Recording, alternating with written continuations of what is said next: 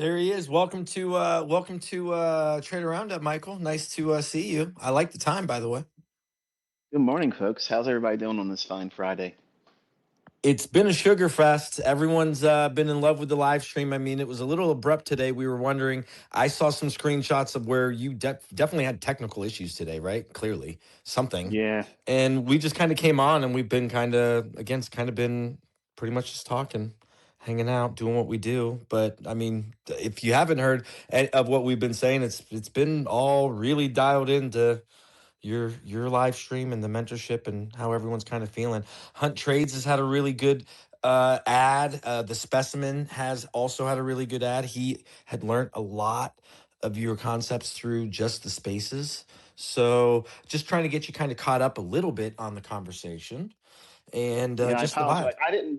I didn't know you were. I was looking at price, and I was like, you know what? It's probably going to take a little bit of time. Let me just ask him if he wants to start talking.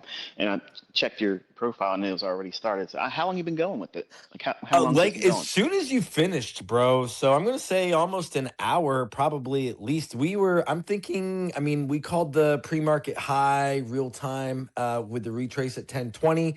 I'm thinking right now it's 11:12. I'm gonna say you were about 30 minutes. So I'm gonna say 9:50, pretty much the 9:50 macro on. We've been here, I think. Oh wow, wow.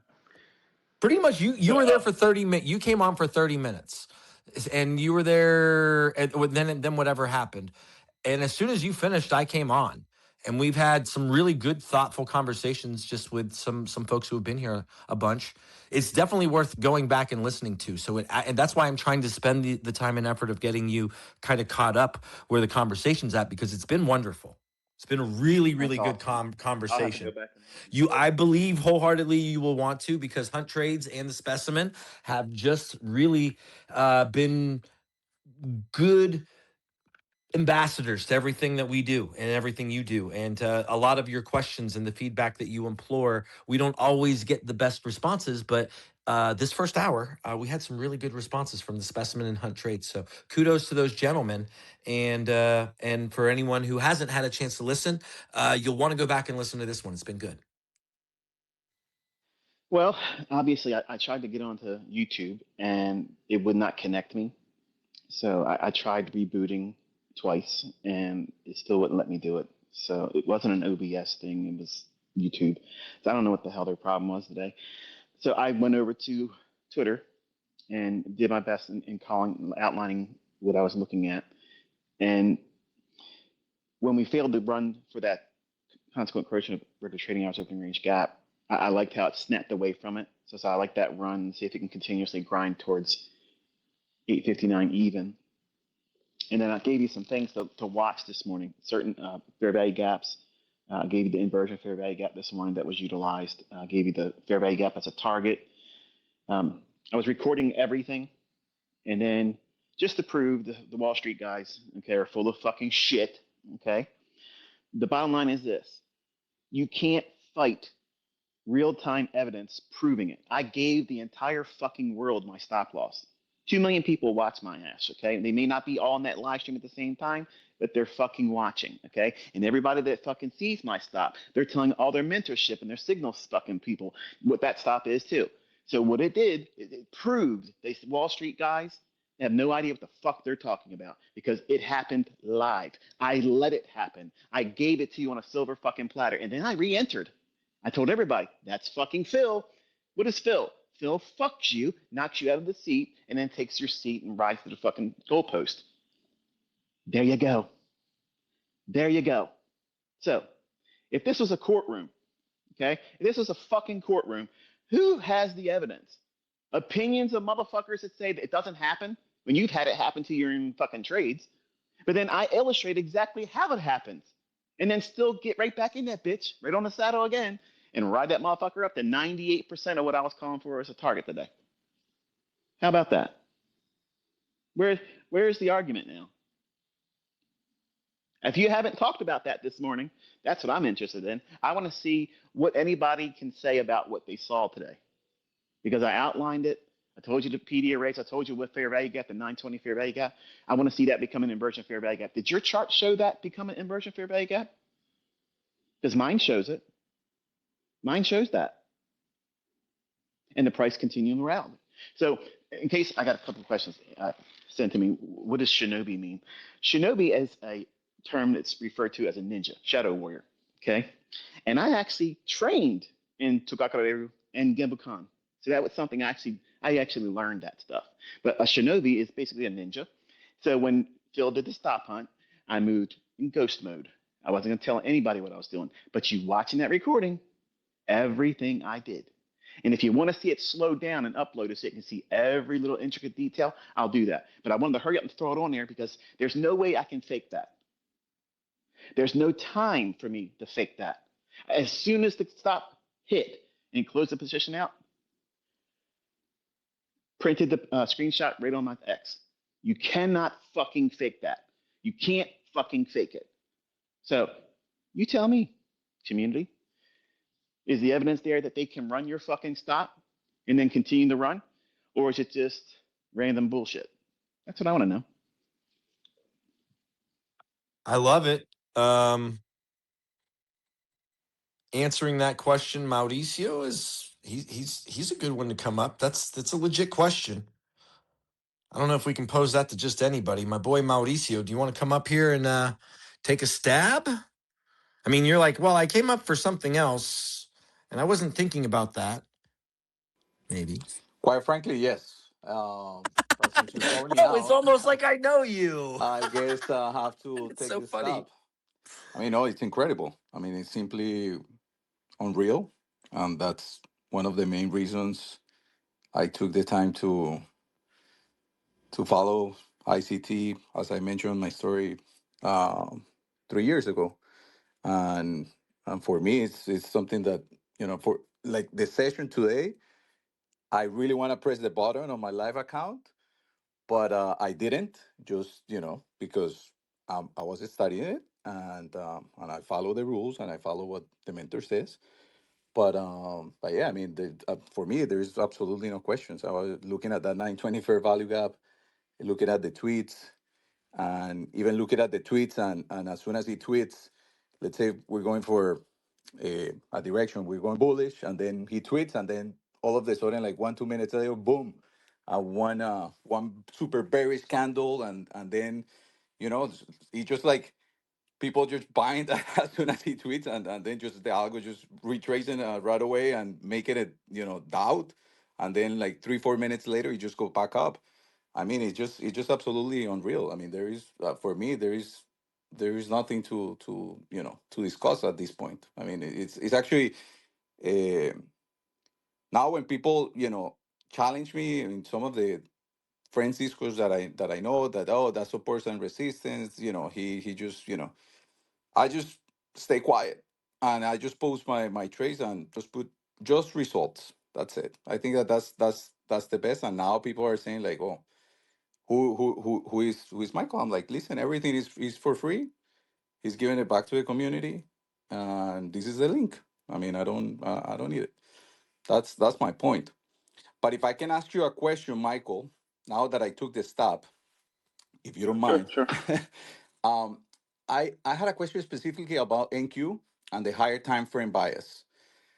Recently, we had a bearish narrative on the higher time frame, but within a few sessions, price aggressively repriced higher, delivering at this point multiple daily bullish fair value gaps. And in a situation like that, how do you distinguish between a retracement into premium versus a genuine shift in order flow on the higher time frame?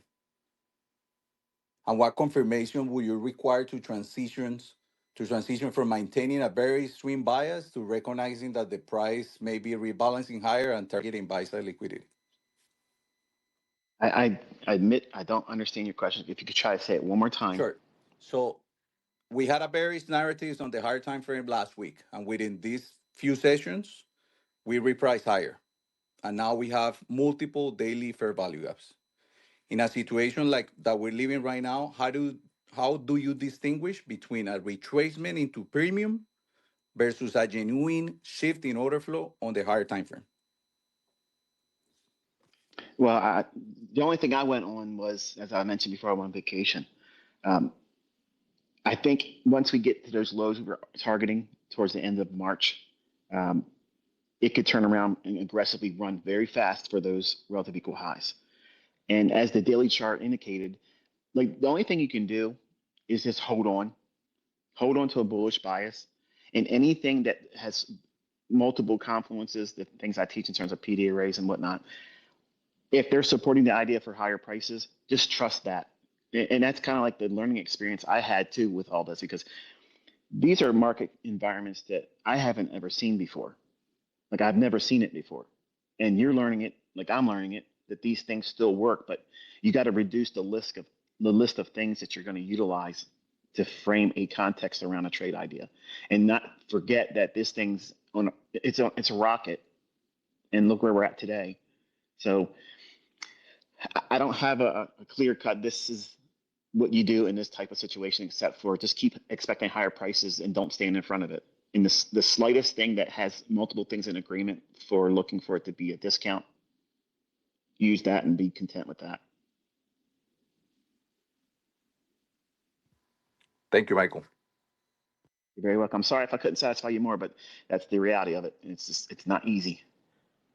No, In these conditions, Michael, would you agree that typically, I mean, within the indices, if we're looking for confluences and the fact that we're in these market conditions, to be a bear or to take a short, that you would be looking for additional confluences versus potentially a long? Is that true in your case? Yes, I think it should be true for everyone. I mean, that's the right mindset or approach to going forward with it. I love that. So then definitely the student who is not familiar with, or if they are looking to short in this environment, if your trade, for just an example, utilizes three confluences, for you to go short, you need four. You can't have three confluences like you used to. You need an additional confluence to short right now. Even more. Even more than that. I Like like you'd it. have I to have like it. I like it. several things, and multi time frame, not just one time frame saying, yeah, I think so. Like it would have to be really, really solid. And like I did on Tuesday evening in the Asian session, I had several things there, but they were anchored to a daily chart.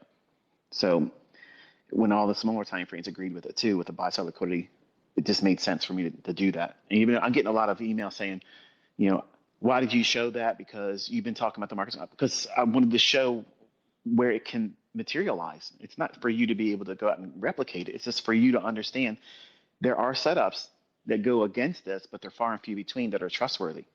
And that was one I was willing to do. I outlined it. Told you on X, this is what I'm watching, and then I did something with it. So I don't know what else to do. I can't make obviously everybody happy, but you have to really do your own due diligence to protect yourself and have a whole lot of things in your favor right now. And that might require you trading a whole lot less than you used to or want to.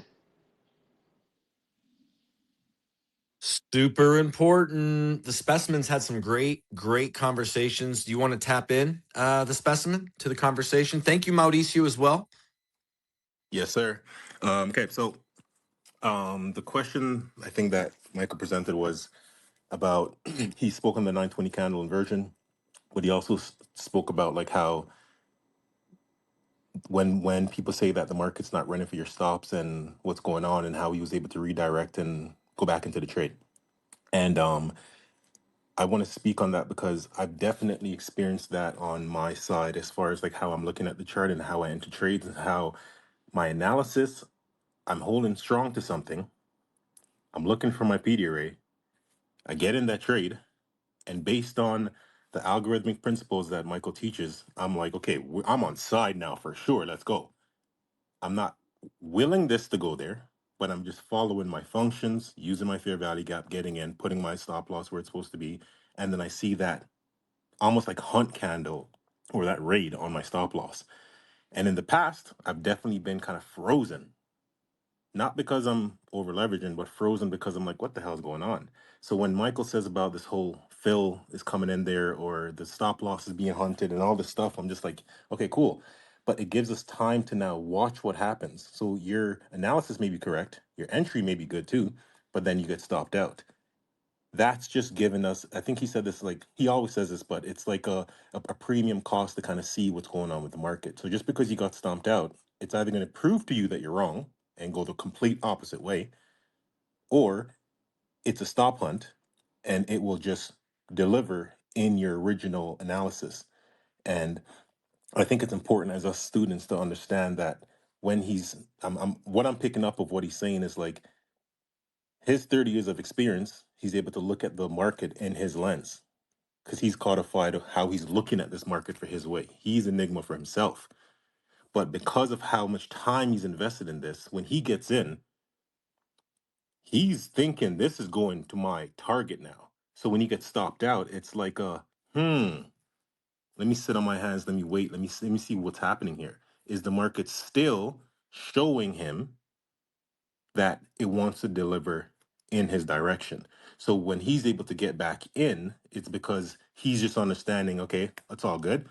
That was just a little stop hunt. Direction is still going. These bodies are still printing. We're still wicking where we got to wick. We're going to go in that direction. So what I'm picking up from what he's saying is us as students getting into markets and getting stopped out, or maybe putting a stop loss where it's not supposed to be, or just having our errors and our ups and downs. It's understanding that that's just intel on, are you right in your direction in your analysis? Are you able to have we been working on our emotions? Have we been working on not over leveraging to be able to get stomped out, absorb that loss, and then get back into the market and not be frozen with the fear of, not be frozen with revenge trading trying to get back in. It's no, there's no revenge here and there's no over trading. It's I think and I believe my analysis is strong in this direction. Yes, I got stumped out, but because I didn't over leverage, because I really believe my analysis and I took time to look at the order flow for what it is, I'm gonna get back in. So I think that's what he was kind of asking there. So I just wanted to touch on that. I love it. Okay. Yes, and to reiterate again, whenever you're stopped out, whether you're stopped out in profit or whether you're stopped out at a loss, that transaction is an investment. Mhm. It's an investment in intel. It's like you getting a premium portion of information that you never would have gotten otherwise. So it causes you to reevaluate things on the fly right now. If you had to look at the chart right now, is this still a viable trade? That's what I did today. Every time you get stopped out, you have a moment to reevaluate everything. Don't let emotions seep in because of pain and suffering, or fear of missing out on the move, or just regret. Don't give any room for that. Go right into price action, drill right back into it and say, okay, is there anything in here that's new? If this was just a run on liquidity and I was part of that, would I take a trade based on this right now? Sure. Okay, I'm in. Again, simple. It doesn't feel simple when you first do it, but that's what you're supposed to be doing when you're tape reading too. If you get something read wrong, immediately go in and think, do things still look the same way? Or has it completely diminished and go the other direction? And these are exercises you develop. This is anticipatory price reading skills that you can't get from a book. Nobody can sell it to you as a mentorship. Like, you have to earn it by being in the charts. So really good observations. I appreciate you saying all that. And I'll add one more thing, Michael, because the additional side of that is if we are wrong, because we're not going to be perfect all the time. The market's always going to do what the market's going to do. The What I've picked up from what you said in the past as well is if that PDRA that you're using to get in the market, for example, to go long, comes back, price stops you out, hits your stop loss, we sit on our hands, we do nothing. That same PDRA will perform the beautiful function of now being inverted or inversion. It'll trade through that and then come back up and just be the opposite function. So that fear of, oh, I lost my trade, that fear or that revenge or that whatever emotional thing that we're going through, the market's going to go up by using our PDRA that we chose to go up, or the market's going to stop us out using that PDRA that we chose to go up. And if enough time passes, it'll go through that same PDRA, come back up and use it as resistance to just to go lower. So there, like, we don't got to jump around and try to, okay, I'm gonna go do this, I'm gonna do that now. No, let the charts and let the candles show you, let the market present to you. We're still holding strong to that direction. Still hold true to that P rate and go long in it. But if we go through it, then price is heavy. But if we come back up to it and we can't get back above it, then just use it to go low. So it's like a lot of this is just patience, and a lot of this is just watching, as Kid and you always say, just watching these candles breathe, open, go to the high, go to the low, close. What is it doing? Next candle, breathe in, open, high, low, close. And based on what we're visually seeing, because we're all looking at the same candles and charts, it's going to show us we're going higher, we're going higher, we're going higher, we're going higher. Okay, so that same P period that I used lower that I got stomped out on, if the candles are showing me that we're still going higher, I'll just pick up another PD array a little bit higher if it still permits us range to get to that terminus level. So, yeah. I love that. I mean, we are going higher. Elements of a trade set elements of a trade setup. You aren't going to expand and then reverse. It's just that simple. You have to understand simple logic. So standing in front of a freight train thinking that it's smart to go against the trend, it's just not. So it's just not. Anyway, keeping the conversation going. Michael, did you Check want to add to price. that? Yeah, jump in, bro. No, I'm just saying, just check price. Just go look at what it's at right Yeah, now. yeah. I mean, 26,907. I could easily see. I could easily see us get up there. It's like there's just nothing as bearish as there are as anything that they're setting. It's just bullishly expanding. So it's where's it going to where's it going to balance? Where's it going to expand to? So I mean, 26,908 is 26,916 is what I'm kind of looking at for a bullish price as we continue to expand here at 1130. So we'll see what we get here shortly. Gordo's here, got his hand up. Moverse, great combo with Moverse one-on-one. And SHC, we had a seed here, Asaid here. Trades by Fab is King. We'll see if we can get him up. But Gordo, you're up next, buddy. Hey, thank you, kid. Appreciate it. Good morning, Michael. Thank you for everything you've been doing. I want to ask you a quick question. Hopefully, you can answer it. I'm sure I love the way you've been streaming and walking the puppy on the way up. Right, like it's been so beautiful to see the last couple of weeks, these last 2 weeks, the way what you've been putting out. But I'm a market maker trader, right? I trade sells and buy models. And going back to when a few months back, when you highlighted the area, the price range where we came into at the end of March, um, we were looking like we were in a market maker sell model, right? After leaving the highs that we just came for now on this trend. So what I want to ask is going back to August uh, dealing range on the daily, right? That price action from, let's say, August 1st to the 13th, that swing high on the 13th.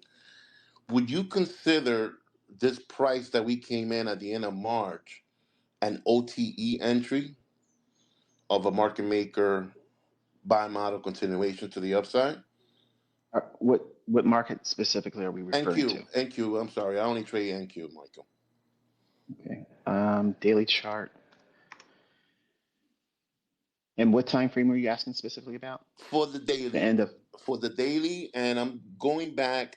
I have the dealing range that I have, right, is from August 1st to August 13th. I know that in the past you highlighted the dealing range from August 28th to the lows of September 2nd, which is what I call second leg, right? To the move up of a market maker buy model. But the dealing range that I have, which is my first leg of that market make it buy model, came in August. The lows came in August 1st, and my swing high was August 13th, right? And what I want to ask is how would you? Well, it's obvious now, right?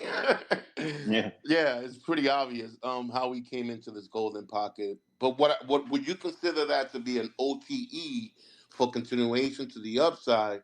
Because the market was showing that it was going to sell off, right? The market was typically showing everybody his hand. Okay, we could sell off, but we have to respect this price range, this dealing range from August until we don't see that being taken out.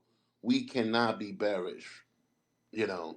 And the question is that an OTE entry? Would you consider that an OTE entry? March, the end of March price range coming into that golden pocket. Sure.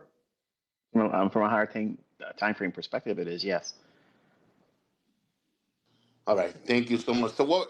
So I really appreciate it. So everything you're doing, man, Michael, I'm very grateful for what you've done. It has helped me tremendously. Thank you for the opportunity. I appreciate you. Thank you, brother. Appreciate it. My boy Gordo in his house. Moverse, you're up next. Yeah, thank you so much, Kid. And yeah, before I start, I just want to say a huge shout out to Kid who literally spent like so much of his time clearing all my doubts. And I just want to say really appreciate you, Kid, and thank you for that day. And just have some couple of questions for Michael. And is this one of the spaces where I do the protocol where I tell you my entry methods and my way of reading price action, or should I just go into the You question? say your name, you say who you are, where you're from, how long you've been trading, and how you engage with price. Those are the things we like to know with your points within the conversation. So you can be relatively All right. quick if you don't mind. Just go over that. Sure, yeah. I'm Mo. I'm from Edinburgh, Scotland. I'm a computer science student, and I have been trading ICT's price action methods for the last like 4 or 5 years at this point. And I took a big break in between, but now I'm back because I have bills to pay. So that's where I'm back, and just You're have in your so age, Mo. basically, Tell them your age. and I'm 20. I'm All right, 24 good, at the good deal. moment. Thank you, sir. Yeah, so my way of approaching price and how I enter trades is I look for the daily draw, which is usually an old high or old low. And MNQ recently has been easy because we know it's been bullish for a while. So essentially, what I wait for is a manipulation below the midnight open because I know that's going to be a price that's considered discount if it goes below that. And once it price shows me an indication that it's moving in a side that I want with a strong move, I then look for a retracement in form and enter inner fair value gap or an order block and stops below the recent low, obviously, and that should give me at least one is to like a 3 4 RR in most cases, and I'm happy with that for the day. And that's kind of how I wrap up most days in my trading. That's kind of my approach towards it as well. And yeah, can I go for the Yeah, question pretty now? please. Good job, Mo. Yeah, thank you, man. So essentially, Michael, I was there when you called the price yesterday up to 562 and three quarters, and that was like right on the tick that we saw. But I was in the trade. I was in buys long before. Like I was from the morning. I have been bullish yesterday, and what I wanted to know was why price didn't break above 562 and three quarters and just reversed from there during lunch. Because I thought the liquidity is right there would have swept up into 562. At least gone up for one or two ticks above the high and then reversed, but then it just stopped right at the exact same level, created equal highs, and then just reversed. So I wanted to know You why you that saw his happened. live stream today, right, Mo? He went over that. Yeah, I did. I did. Oh, really? Yeah, he did. He showed you on the daily why it went to the Maybe. tick. Right. Okay. Maybe I didn't pay attention properly. Then It's that's my okay. bad. I He was should. The looking. answer to your question, he preemptively. I'm answering for Michael, and he can add whatever he'd like because he already answered your question, Mo. He went to Oh, the okay. daily chart and he took a previous day's high and he drew it across and he showed literally how it went to the tick. And Yeah. I mean. Okay. Okay. That's good. Okay. So yeah, that's kind anything of that my main Michael wants to question. I add, thought. feel free. I just wanted to, I appreciate you, Mo, but it's a redundant question. That's okay. Sorry. Yeah. No apologies. It happens, bro. No big deal. Yeah. So, I have one more question. Can I do yes, I'd that as rather well? you just jump onto something else maybe that we can get answered here. Right. So, in terms of retracement entries, and I know Michael keeps saying this, where he says if three PD arrays are violated, your ass is on the line, so you're going to get stopped at. But when you're looking for a like retracement kind of entry, obviously when price retraces from a bullish move and it's retracing, and then you're trying to enter an OT or something like that, price is obviously gonna violate three PD arrays when it comes to your entry. So how do you know if your entry is still valid? Because a price would have obviously violated three BDS on the way down on a retracement while the main move is still bullish. That's kind of what I wanted to ask. Well, that's not a true statement that it's obviously going to violate three on the way down. Because there's instances when I'm looking for the price to be supported. For instance, the 920 fair value gap this morning that I was calling out on X. Right. I told you I wasn't going to see that as an inversion fair value gap. Well, as soon as we get above that, the low of that is one PD array. If you were looking at price action beyond that low, or in other words, if you're looking at below that, let me make sure I'm pulling this up here. MMQ, 1 minute sharp. All right. So when we utilize it as an inversion fair value gap at 10:35 a.m. 10:35 a.m. As soon as price starts to rally off of that, you could have used that as an entry. Okay, that could have been a facilitation for you to get into the trade. The low of that fair value gap, then you had the fair value gap that's formed right at the 10:30 a.m. And then you have the wick, consequent encroachment of that 10:20 long wick that was the stop rate. There's your three PD arrays. That's the defense mechanism behind that type of thing if you're using an inversion fair value gap.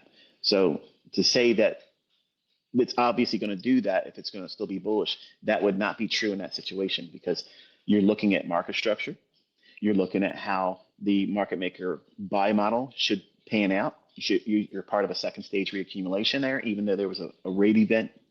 And then you want to see it rally up and take out that high that was formed between 9 o'clock and 9:15 a.m.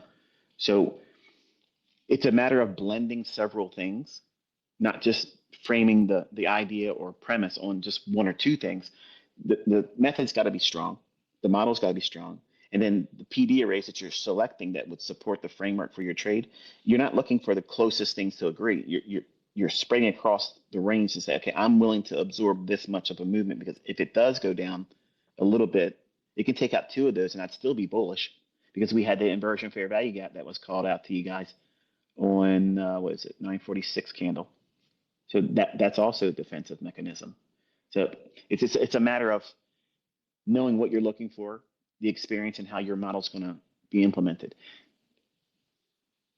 All right, Michael, that makes sense. Thank you so much. And I just wanted to say I really appreciate all the work you've been putting in trying to educate us. And I've been enjoying getting to see your live streams every day. They've been absolutely helpful. And I'm really happy that you're still continuing. Because I remember back in 2023, you said you weren't going to quit. And I was really sad about that. And then I'm still happy you're going strong. And yeah, man, hoping to see a lot more from you. I'm having a lot of fun doing it, and I appreciate your feedback. Man, thank you so much. Have a good day, everyone. Have a good one, Mo. Nice having you on, buddy. Yeah, thanks, Kitt. Thank you so much for letting me speak. And yeah, I'll be quiet now, I guess. No, you've done a great job. Young man from India studying computer science in Scotland, really trying to study computer science and really enjoys being an ICT based trader, really applying the logic and the concepts of what he's learned with ICT and the free mentorship to his computer science program. So it's kind of fun. Thank you, It's Kitt. cool. Thank you. It's a cool conversation. Well, I like adding context, right? So Yeah, of course. having an opportunity to have spoken with you, Mo, I like that folks get to kind of know or understand who you are. So that's important for All right, me. man. Really appreciate it, Kitt. Thank you so much, man. Yeah, bro. Yeah. We got SHC here. We heard from my boy Mauricio. We got Hunt Trades here and the specimen. Great job, gents. Appreciate you. MB, young trader, SHC. Y'all have been here before. I'm bringing you back on. I want to bring in some new folks, if possible. Alex Yusuf, new guy to the room here. And Jump on in here, Alex. Well, hold on, Alex. You're gonna sit tight. We got MB and SHC. SHC, you're first, then MB, then Alex. Yo, hello. How's it going, buddy? Yo, what's up? I'm SHC. I'm 20 years old, and I'm from Spain. I've been trading for 1 year and 6 months, more or less. And I've only traded ICT. I've never like touched anything retail, like the. Oh, the true purist. Yeah, I love I it. mean, to this day, I don't know what like Wyckoff is. I have no clue what Wyckoff is. Right. You're pure again, the purist within the community. We have young traders that they're like, yeah, I don't even know what you're talking about. I've only ever studied ICT. So it's fun when we come across gents like you, Alex. So it'll be fun to hear whatever your comments or thoughts are. So I'm not go ahead, Alex, buddy. bro. It's your name says Alex Yusuf. Am I Nah, saying it I'm wrong? not. I mean, I think your ex is bugged because I'm a SHC, Nah, bro. that's me, Okay, bro. my bad. Okay, my bad. My bad. I'm sorry. It's I'm sorry. Yeah, my ex is a little funky. SHC, I No apologize. problem, bro. I mean, Ah, yeah, I mean, whenever Michael talks about um these retail concepts, these indicators, all this nonsense, I don't really know what. I mean, I don't need to know, but I don't.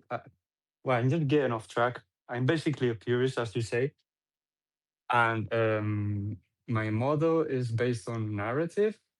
I don't like have like a I don't wait for like for value gap or have like a schematic of things that I'm looking at. I basically trade what makes sense to me. Like where should price go? Why should it do it? And when? And then I seek the signatures in price, which How long have you traded ICT? 1 year and 6 months more or less. Okay, so you're applying more of a universal trader kind of concept, but still maybe lacking the experience, Yeah, I right? mean, Okay, fair yeah, enough. yeah, Fair basically, yeah. enough. So that's Okay, my go model. ahead. Did you have a question, brother? My Uh, bad. well, yeah, I have a couple of questions. The first one is when Michael you joined the space, you were talking about something about ninjas. Were you like a ninja back then, or you were talking about trading? Back You then, were yeah, training for it. when I was younger, I started taking martial arts when I was 7, and when I turned 13, I started training in Tokakure Ninjutsu. And then there was a split between Shota Tanamura and um, Masuke Hatsumi. They're two foremost. They're considered like the masters of both brands.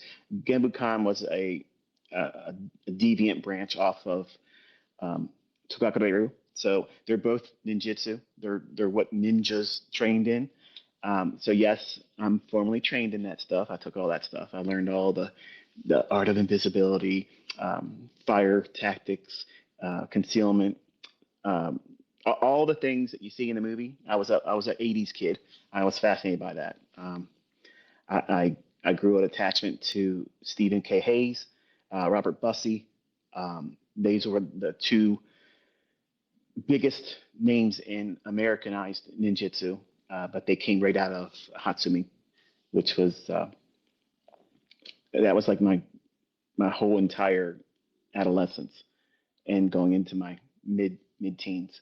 So I have several several degrees in many martial arts, but my affection for the ninja because of movies and such, I was caught up in all that stuff. It was wonderful. So when I said shinobi earlier, some of you may know that because of anime and whatnot, but shinobi just is it's it's Japanese for shadow warrior or what we know as ninja.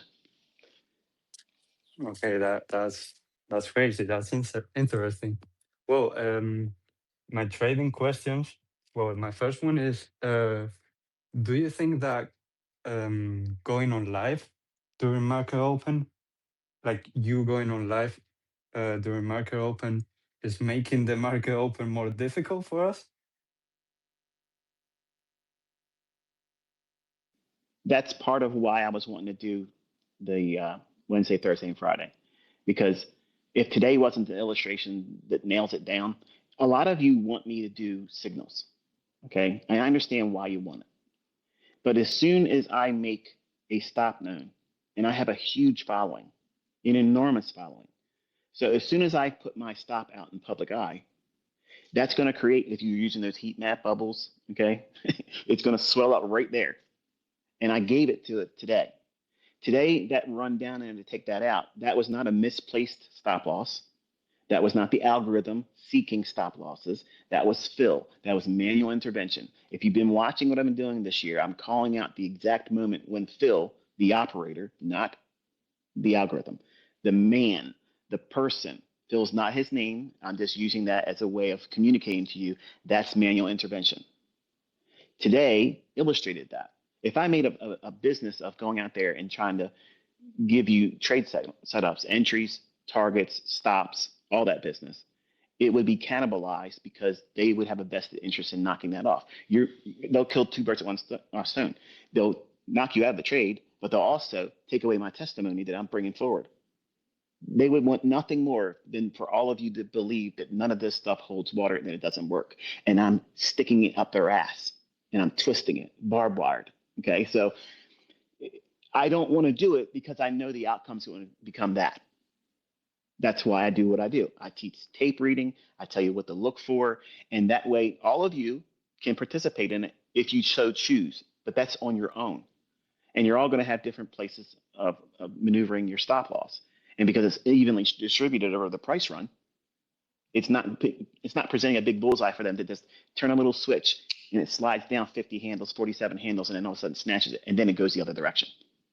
So yes, that I believe that me participating, and I have a lot of students, actually have charter members that paid me. They're like, do you see what they're doing? I see what I see it. The point is does the public see it? And today was a masterclass in that. I wanted you all to taste it. I gave you the taste right off the spoon. Here's where my stop is. Boom. And to make sure that maybe you wanted to go a little bit more below that because you want to feel protected. They went below that even more. That's a manual intervention that's them going in there, opening up the market to snatch that range, and then immediately go the other direction. And that's what you watched happen today. So yes, that's why I will never do a signal service. If I had only like 100 people and it wasn't so like well known as to who I am, it would be easy for me to have a signal service like that because the sample set of participation wouldn't be all that great. But because now who I am, whatever I say about the marketplace, people want to parrot what I say, they want to copy what I say, they want to reteach what I've taught. It creates a wider degree of participation. So if I'm going to say my financial outcome to this decision is anchored to this price point not being hit, if you're Phil, what are you going to do? I'm going to run to that stop. And I'm going to go through it a little bit more because I know there's a lot of people that are following that guy. And I'm the guy that's leading the trailblazing right now. So if they could smash me publicly, that would cause a lot of you to say, see, we all knew he was a fraud. He can't trade. And none of this stuff works. There is no algorithm. But here's today, another taste of it. I'm sipping my tea, watching all you guys out here trying to wrestle with what you just witnessed. And I just replied to a dude on the thing saying I didn't call it. Motherfuckers, you can't get any more plainer than what I did today. They couldn't let me get on YouTube to do it live, so I went right over to X and still called it out. I told you what PD raised and everything. I'm not bragging. It's fucking facts. It's not fucking bragging. So no, I can't do signals for you guys. I'm too big. If you see students that learn from me and they don't have a large enough community, but they're trading effectively and using what I taught well, that's somebody, if you want to follow someone to get your feet wet, not to learn to copycat for the rest of your life, but for signal service purposes, that's the best way of doing it. But for me coming out here and doing it, I'm too big for them not to go after. It's easy to harpoon me. They can drop something down 100 handles because they know the impact would be huge. Not so much that stop out and it was a losing trade, but the ramifications of being able to spread it large and far and wide that see, he can't trade. C, the stuff doesn't work. And then they will ignore the fact that after that stop hunt, it goes the direction I would be calling for. And that's the myopic, attention span of a gnat that social media people have. So yes, I do believe our community, which is 2 million plus, I believe that I am influencing it. YouTube's already hiding the numbers of people that are watching my stream. 2 Saturdays ago, or thereabouts, I went on at 9 o'clock in the morning. I had 50,000 fucking people watching that stream on a Saturday morning. It stayed on the screen, 50,000, for about 8 minutes. And then they took it away and showed there was only like 2,000 people watching. My statistics on the channel shows no record of 50,000 people watching. Now, tell me how that makes sense. Think about it. What are they doing? They're keeping you from seeing this, and they would love to fucking smear me publicly. That's why I told you, when you listen to these jokers online talking shit, come here, hang out with me, and you watch what I do. You tell me what you saw today was bullshit or not. There's no other way about it. So if I'm the biggest dude in the industry right now, leading more people to do these types of things, which is in agreement with what they do, not those guys on Wall Street, okay, that are selling some horse shit. I'm talking about the real market makers, the real people behind the scenes. They don't want you to fucking know this. They don't want you to learn this. Because once you understand it, you have a limitless supply of opportunity forever. So is that an answer that was satisfying to you on that question or not? Yeah, thank you. The reason I asked was you made your stop public today, and like as soon as you made it public, you can see the 1020 handle was super aggressive to the downside, and yes, it answered my question. I've got another question. It's a bit technical. Can I ask? Do you have a picture by chance, buddy, that you can include in the a drawing you can include in the chat, pretty please? About Let's see what he has first. Yeah, It may yeah, not okay. require. Yeah, cool. well, basically, what I've been studying recently, I've been trying to use the daily wick handle uh, before it gets formed. So what I basically do is use the opening for the daily wick. Say I'm expecting an up close day on the daily chart. Well, I use the opening price for the daily candle, and if I know what the daily low is supposed to be, then I place my fib from the opening of the daily candle to the low of what I'm predicting the daily low to be. And I've been trying to use those levels, those gradient levels, before the daily wick like uh, materializes, if you get what I'm saying. Is that something I should pursue? Absolutely not. And I'm not trying to hide something from you, but what you're doing is you're trying to measure something that isn't actually there Yeah, yet. that's So your forecast, that's a lot of like what Elliott Wave is. Elliott Wave does a lot of that shit. They do all kinds of Fibonacci, agreements and whatnot and ratios to try to agree to a specific level, and then they can project another level off that. No, absolutely not. Don't do that because it's so subjective. It's conjecture. And try doing that consistently for a month and get back to me with the results because it's going to be hard pressed to find consistency doing that. I can tell you this, doing what you're describing, I can't do that, but I have tools that help me do things close to what you're trying to do, but I'm not doing it what you're doing. yeah. The reason I asked was because I wasn't finding a lot of consistency doing it. So Yeah, here's your answer. yeah. Here's your answer. Okay. The market teaches me. Exactly right. And that's what I want all of you to understand. When I suggest certain things for you to go in and study, don't dismiss it as, well, I'll see what everybody else says about it, or I'll ask him a question. Do you think I should do you go into it? It won't take you long to get your feedback because if it's strong, if it's stuff that works, you'll get immediate feedback confirming it. But if you don't see a lot of things proving that what you're doing an investigation in or researching, if you're not seeing lots of evidence to continue doing it, just drop it and go do something else. That's the easiest way for you not to waste too much time. Yeah, thank you for that. I mean, It's helpful. Thank you for reiterating that. That's like almost word for word what I said Yeah, I earlier. was That's gonna that's say, cool to hear that. I was gonna say that the curiosity on the charts really like teaches you a lot. Like learning by yourself is really like what Michael did, right? Like the market. Well, may I add quickly, when you are able to add process and procedure to this exploration, I believe you can find fruit. But you need to follow very specific criterion. That criterion is outlined and taught within a lot of different places within Michael's YouTube. We in within the community, the base understanding is core content. And I want folks to understand we're dealing with fractal elements within trading. 8 is a fractal. The month 8 is a fractal. You need, and I've got so many people, and it was lightweight frustrating for me, but I had so many people questioning where and how month 8 is only applicable to FX when you're trading a CME asset. And thank you, Michael, for mentioning that today. Where and how we are utilizing the applicability of algorithmic price delivery over a multitude of assets, which the CME is now also including crypto, or that is coming within a few months. But we are dealing with treasuries, we're dealing with bonds, we're dealing with commodities, we're dealing with indices.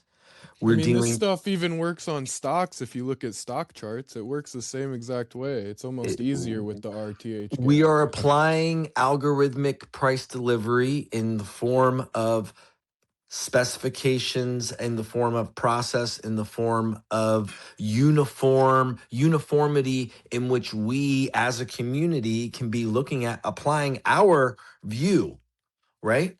In how we see the market. That's really the best thing that we have to arm ourselves against the market, because the market is going to be almost, I mean, it's all knowing. It is an AI. It is, they know what Michael's doing. Those stops are, if he mentions it, it's going to know, because it's a market and it's a $5 trillion a day algorithm, and it knows all the whispers everywhere. And I believe that that's part of being what we've coined here as market consciousness, our own human consciousness or collective consciousness. There is a counter this market consciousness, and then we are doing our best to understand where and how we can be ninjas. I love that you were describing that today, Michael. I had no clue that you'd studied such in-depth practice towards these martial arts. I can totally tell within the delivery of your content, or how you've crafted a lot of your content. I could see not only where and how the skill, learning that as a young man, has probably, I would presume, really translated into your trading, that discipline, that self-control, but then also like a silent power within, right? And I believe trading, and being, I would presume, being a ninja, there's a lot of power in just knowing. Like, you don't have to show anything if you're a ninja. That's part of being a ninja, is you can dissolve so many problems and you can do so much undetected. I don't know the art of it so much, Michael, and I don't want to speak out of hand, but I really enjoy the parallels that are drawn within that martial art and the practice of being a trader. Discipline and focus. Kid, can I add something quick? My Michael always says, like, know what you're looking for. And that sentence, like, every student needs to write that down on their wall somewhere close to them. Do you know what you are looking for? Not the market you're trading per se, not the price per se at the moment, not the time right now, but do you know what you're looking for? Because when you know what you're looking for, then you could go in the chart and apply the time, the price, the PD raise, and everything else. But that language, those PD raise, the functions, and everything first, and understanding, do you know what you are looking for? And it may not, it doesn't, that sentence doesn't sound like fancy because it's not like an entry model, it's not nothing, but that is the full understanding in the head. Do we know what we're looking for? and how to use it when it presents itself. Because I think Hunt Trades or someone just said a while ago about, oh, this works in Forex and doesn't work over there. And this is, if Michael was to do like a whole experiment right now and just put a chart in the chat, there's no commodity up top. We don't know if it's Nasdaq. We don't know if it's gold. We don't know what it is. It's just candles, and it's just like a bookmark from the start of the day to the end of the day. Today is a. This is why I kind of said it earlier, Kit. Today's price action is a very important screenshot for all of us students. In today's bookmark from the open of the market to where this market will close later on this evening, or even right now, it's a beautiful schematic. It's a beautiful order flow of, do you know what you're looking for within this picture right here? And then apply the opening prices, then apply all these concepts that he taught. But if we don't know what we're looking for, then it's like we're lost in the chaos of candles printing. But knowing what you're looking for, you could put any one of us will be able to pull up the chart later on and be like, oh, okay, I see what's going on. This range is consolidating, this range is consolidating, this is open priced. Okay, price went below it and now we're above it. No talk on the commodity yet. It's just, do we know what we're looking for? Like that sentence, I don't know. I feel like sometimes we come to the conversation and we're looking for these details, and we get the details because he gives this to us all the time. But when we have the details, it's like we leave and it's some people I think arrive back and still don't know what they're looking for.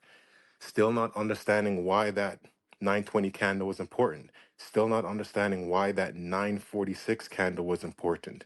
Still not understanding where the sell stops were swept, how the displacement happened, how it came back, how it's the 2022 model, how it presents itself, how it's a long range or large range day, how the opening range is not going to get traded back to 50%, how it's going to continue to push higher. Understanding what are we looking for? How PD arrays work in confluence with each other. 946, yes, inversion candle, but look right to the right of it. Another fair value gap, buy side, push up, it dips into that too. What are you looking for? What are we all looking for? What are we supposed to see? And understanding the framework of it's this bookmark of today is such a beautiful thing. It's such a beautiful thing when we all know what we're looking for and where the price it gets extended out in the future, how the PD arrays lay, where it accumulated, where it absorbed orders, and where it's now delivering price later on. But it's like, I don't know. It's like, I guess I'm a student in a certain way. So I've listened to him talk. So what he talks, I see it present in the chart. I didn't go to the chart and get lost in the chaos and then went back to him and, okay, what is he talking about here and what does it look? No, I'm envisioning everything he's talking about with my eyes closed. He wants to see Asian range consolidate. He wants to see possible London range consolidate. Then he wants to see a fake move up or down. Today, down. Then he wants to see an expansion in this New York session. Then we go to the chart and open our eyes to look for what we're supposed to look for and how it's performing. So I don't know. There's as we said before, there's a lot of homework that we got to do.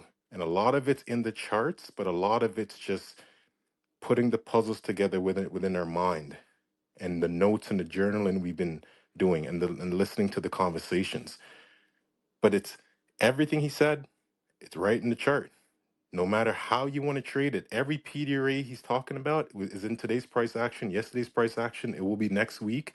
But what are we using? Do we know what we're looking for? And how do we perform the functions of those items that he says and the items that we choose? But knowing what you're looking for is important. At the turtle soup, do we know what we're looking for? Inversion, or we're looking for the leg in the direction? Knowing what we're looking for, internal range liquidity. Why is it retracing back? Someone said, oh, but it's going to disrespect three PD arrays, but it's going to do that naturally. No, it's not. If you enter somewhere, you're now looking for confluence and confirmation of it going into the direction when you entered. If it's disrespecting stuff, it's coming back for you.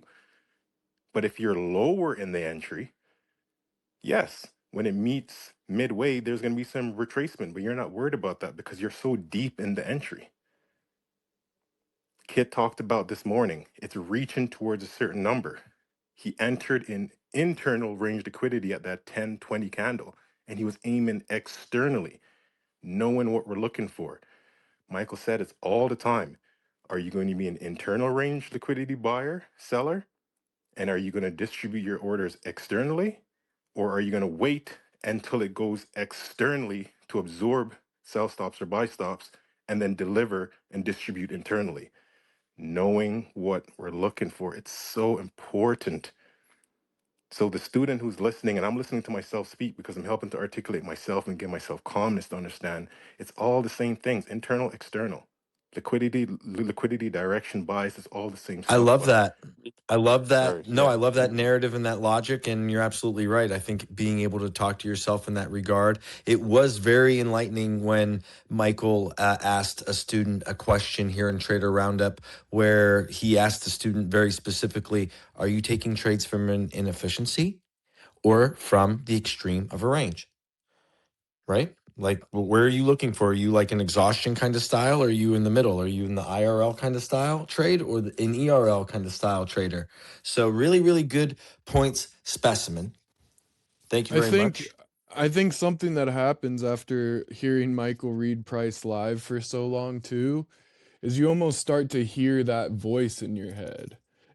And it's like you're hearing what he would say as he was reading the Price live with you because you're reading it in the same way because he's taught us so well. And I think when you really listen, like there's the lectures, there's the rants, there's all the little bits and pieces of information, but sometimes he'll go into this zone where he's just reading it live, candle for candle, candle for candle. And when you hear that done enough, you start to get that voice in your head and you're reading it candle by candle like that too. And it's like really like people use the term the breath of a candle, like you're literally watching it breathe, watching it form, watching it play out. You know what the higher time frame candle's playing out as just from watching the lower time frames or vice versa. Like you get really in this zone that he's, you know, passed on to us. It's hard to get into that zone in anything at a high level, and he's kind of helped us tap into that flow state by doing it live with us, and it's really cool. I love it. I love it. Keep it going. Keep it flowing. Chris, you want to jump in here, buddy? We got MB as well. Hey guys, I'm Chris. I'm a landscape contractor. I'm 47. I've been trading. Well, I started trading when I was in high school. One of my math teachers got me into trading pork bellies, and I wanted to be a stockbroker when I was growing up. And life happens, and I think it was about 2008 when we went into the recession. Things slowed down, and I started trading and lost a bunch of money, and kind of lost interest in it. And when COVID happened, I started getting back into it, and I learned how to trade around dark pools and the retail logic. The dark pools are like a legit thing, but the problem is the gal that taught us, she'd just say bullish above, bearish below. Well, how do we know where it's going? I don't know. It's just bearish above, bullish below. So I started doing some research and I found Michael, and it immediately resonated with me because I was seeing things in the chart that I couldn't explain. And when Michael started going over it, I'm like, I know that I recognize that, and it was answering a lot of questions I had that nobody could answer. So the question I have, Michael, is there's two questions: dealing range and time. One of your uh, videos that you did, you used Fibonacci, and you had your 100, 200, 3, 4, 5, 550, blah, blah, blah, up to 750, 1150, 15, and then 15. And what I've found is when I measure the bottom of the dealing range and I measure that wick, it's a pretty good projection on where that dealing range is going to go. 7.5 deviations is probably a pretty good projection up to 1150. Can you explain if you how you use that? I have no idea how to answer that because I don't know what you're talking about in terms of anchoring a fib and what am I measuring? Are you talking about like when I was forecasting a unrealized dealing range and I'm putting levels in the future that would usually become a stepping stone for like a PDA to form or a reason to buy or trail a stop or add to a position? Because I'm not certain where you're going with your question to answer it. That's what I Maybe thought you were and talking. maybe I stumbled across it by accident, but you were measuring gaps, and so was studying the charts, and I was just messing with things, and so if you make a swing low or a swing high, whether it's intraday or on the daily chart, what I do is I measure the swing low or high of the wick, and I project that. And on a daily, like a 5 minute or 15 minute chart, it's usually spot on. You can almost project where the bottom or the bottom or the high of the dealing range is going to be. Maybe send a chart in the purple pill. That way we all can see it and I can understand really what you're saying. Because unless Kit, you know what he's talking about. But I apologize. I just can't. I can't I really. think he's taking a fib from a wick.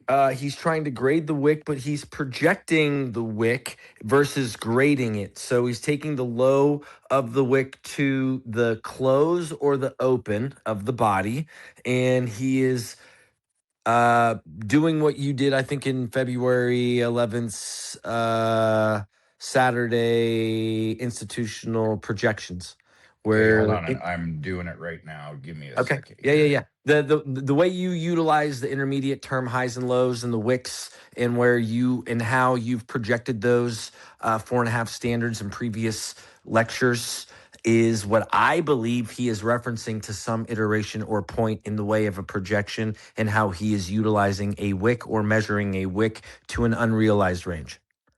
Okay, you should be seeing it. All right, let's see if I was somewhat correct in my assumption.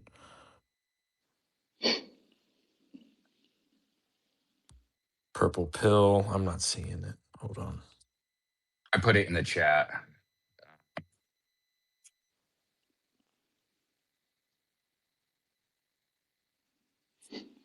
My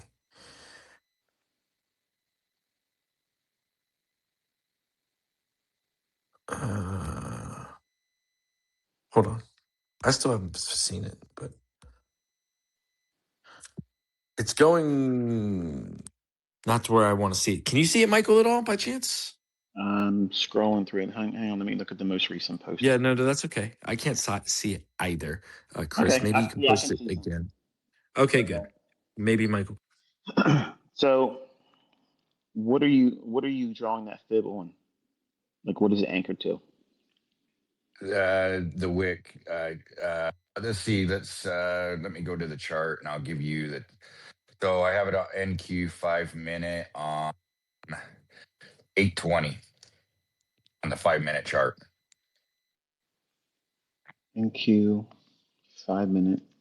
What time?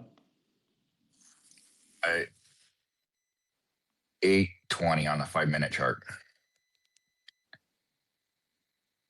820.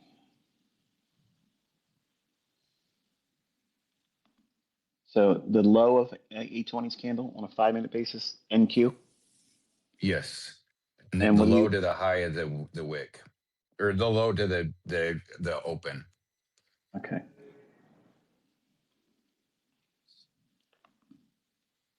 Where's the purple pill at? Oh yeah, I see it. I put it Yeah, in there. I was trying to figure out what you were all talking about then when I was like, what the hell are you talking about? Well, there was a purple pill. But yeah. I was embarrassed to ask for the is that something like medication? Like I don't want to offend anybody. Like what the hell are you talking about, man? Yeah, the Um, little like oblong thing on the right. That's yeah, That's hilarious. the new Viagra, Michael. That's yeah. the new age. No need. Okay, all right. So, and what uh what is your Let me question in regards to let me go to your do you care if I put it in? It's not something I really wanted to post, but I like it's like maybe it's my little secret weapon, but we're all the family here. So can I go to your X account and just post it in one of the Well, I mean, my everybody's going to see it there too. I mean, in fact, more people will see it there than they would here. If you're uncomfortable sharing it, then spend some more Yeah, don't time share it. studying. Yeah, that's fine. Yeah, to spend more uh time with it, and if you've really worked out some kind of a rule based idea that how you're applying it, even if it's hindsight, you know, it might be something that I can either encourage you to continue, or maybe I might learn something.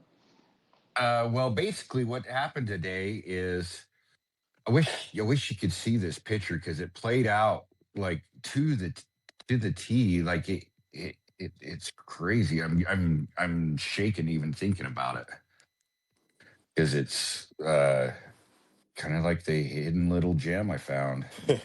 Well, I have shown examples in the past where I have taken a order block and I've done imbalances like fair value gaps and measured them, and you can project intermediate term and long term highs with them, but it requires a whole lot of understanding with the market structure that just simply otherwise you're just going to cherry pick things and find things and stuff. I did a lot of that discovery on my own when I was younger, and when I was looking at trend lines, I used to think that if one of my oldest students was here, Gate Trader, um, he and Chansum, those two guys, they were in many of the lectures I was giving back then, and I would say, okay, this is hidden. These are hidden trend lines, and I was under the assumption that I was seeing something that had validity to it, and I was trying to teach that to them, and it did not hold up after that. It was so much of a letdown because I thought I discovered something, but when I was putting money behind it, it was not panning out at all. And it was not a whole lot of people that were in that group that I was teaching it. But if you're not careful, things like this can lead you down rabbit trails that really take you nowhere. They're fun. They're very fascinating. So just be careful. Unless you're getting a structured approach to implementing the idea that you're consistently using the same methodology of why you're even considering it, it just might be some kind of aberration. And just it's a neat little thing there, but can we do anything with it to make money? Not to discourage it. Kit, you posted in the deal comment section. I put that chart in there where you posted that. Pardon? You posted comment section in the comments. I posted the chart where you under your name and in the comment section. Okay. I'm looking. I'm scrolling. There's a couple comments here. So, comment section. There it is. What's up, purple pill? There it is. And you projected that wick there, and it gave you I mean, that seems like a nice, unique projection. I mean, that looks like it's something good for you, mate. I mean, I see where you're at. I mean, it's a projection. And that's what we do within this community. There are a multitude of ways in which you can utilize a multitude of measurements in where and how you want to project price. It could be a standard deviation. It could be Fibonacci. It could be quarters. It could be eighths. It could be whatever, right? So basically, how I use this is I don't use that to make a bias. I look at the internal. I like the turtle soups. The purge and revert. There's lots of things that I look for, but Yeah, that's awesome, bro. That it looks like you have I a implement legitimate this all into it. you have a framework, my friend, and what you're looking for is a consistent framework within your model. Where and how Michael utilizes, for example, the PD array matrix, where and how the time-based gap logic from market close to market open in the 930 open drive, where and how to trade the RTH gap. That too is a framework. So affixing to something that's consistent, something that you can build a model towards, is wholeheartedly precisely why we are all here. So kudos to you, mate. Looks like you have something that you can work with. The second question I have is time. So the thing I struggle with is time. Well, you're in the right place, my friend. That happens to be my favorite thing to talk about. I never have I enough of just it either. yeah. I just struggle with the time cycles.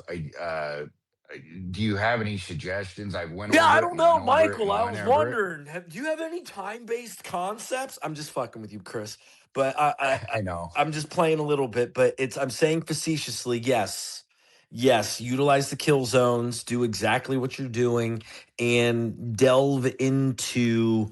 I would say one setup for life would work really well for you, mate. With what I'm looking at on your screen, go to that episode and start playing with your fib mechanics, the way you're utilizing them within Michael's very specific episode called One Setup for Life with session Okay. liquidity. Okay. What about the time? Would Session Michael? liquidity will address the session time specifications in which you would then be keying off of or looking for these higher highs, lower lows, wicks, fair value gaps, whatever it is, in which you've already got a very clear logic that works. So it's a I'm really thinking I'm good. talking more of like a 1 month, 3 month, like them time cycles rather than the internal, It like sounds the like you're kill talking about zones. the 20-day look back, 40-day look back, 60-day look back. Yes. That's. Sorry, I didn't clarify Month that. six. Uh, Month six core content. month six. Yes, sir. Okay. Swing Thank trading. you. Beautiful. Appreciate you guys' time, and thanks, Michael. You're a stud. My wife is just looking at me hearing that, and she's like, "You better watch yourself." That's funny. I didn't tell him to say that, babe. Oh, Hey, that's hilarious. your ego's big enough, but I'll help boost it anytime. Well, another man calling another man a stud in earshot of his wife, then she's going to be the one saying, "Excuse me." Hey, you guys have a good day. I'm gonna let somebody else jump on. Have a great one, Enjoy your Chris. weekend, bro. Thank you. Alex has got his hand up. 1 p.m. extraction. Yes, sir. Hello, Kitty. Hello, ICT. Thank you so much for this He called me Kitty, mate. protocol. My name's Alex. I'm from Melbourne. I'm 26 years old. When I first got introduced to ICT through a friend of mine, he goes, "Oh, just watch this guy. He's all you need." And when I first started watching his 2022 mentorship, it was I started to like it was so much information, and I was just like, man, this guy sort of talks too much. And then he said something in the video, and then I watched like 25 minutes of the video, and then I just went back to the charts. And then a week went by, 2 weeks went by, and there's something that he said in the video, which was a shift in market structure, fair value gap, OTE, and I just kept seeing that happen every single day. And I'm thinking, this guy just said something in the video and it's happening. I'm like, let me go back to his video. And then from then on, I just smashed, all of his videos, 21, 22, 23, and it just became like an obsession. And one thing with me is, so I'm a bit shaky right now, I'm a bit nervous. I've just come You're, out of the you're doing hospital. great, buddy. No, You're you're doing doing great. fine. We're all I've men just here. There's nobody special. so I've just come out of the hospital. I've been in and out of hospital for the past 3.5 years. I've been diagnosed with a very chronic illness. I haven't been able to work. I've had about 15 surgeries in the past year and a half. I just had one yesterday, and I've just come home. And it's really a struggle for me to balance. I haven't been able to work and sort of earn any income to put into trading, but I know so much about the charts, and just that imbalance doesn't allow me to sort of thrive. And I had a few questions also with my model. I really, really like. I like to trade all sessions. Like anytime, there are times where it's in high resistance and time distortion. But previous days highs and lows are my favorite draws, and I like to take it to those previous days highs and lows when a session Asian lows being taken or London highs being taken if I'm trading New York.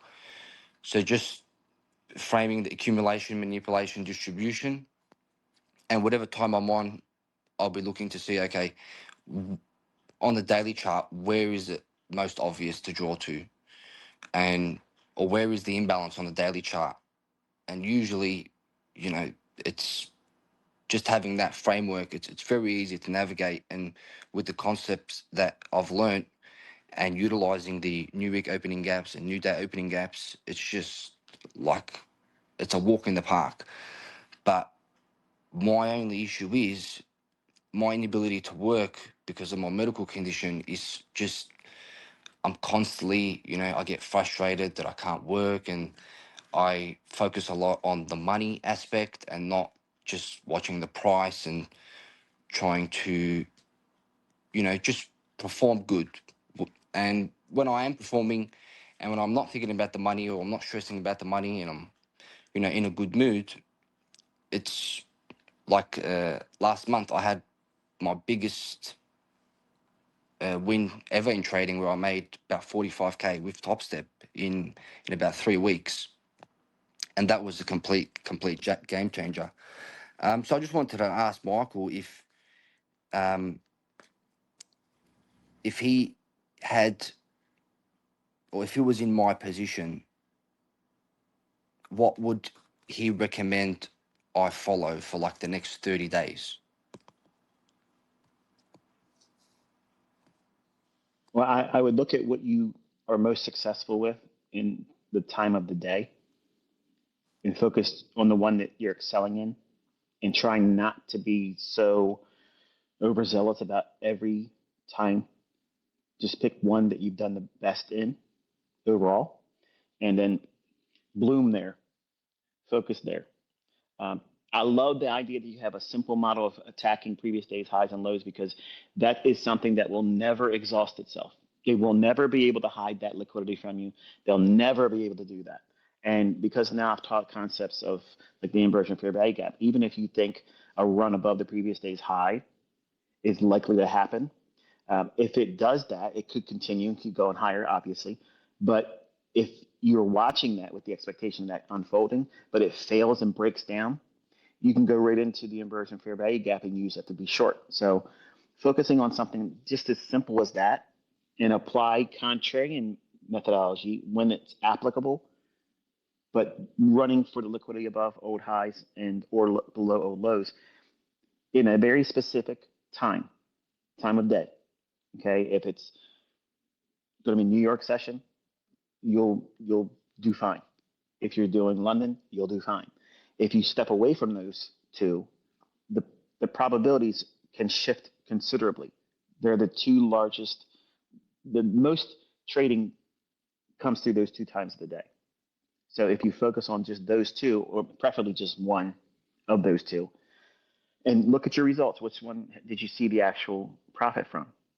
And try to fight the urge to do more than that. Because in trading, you're mastering the periods between trades, and the majority of your time is spent there.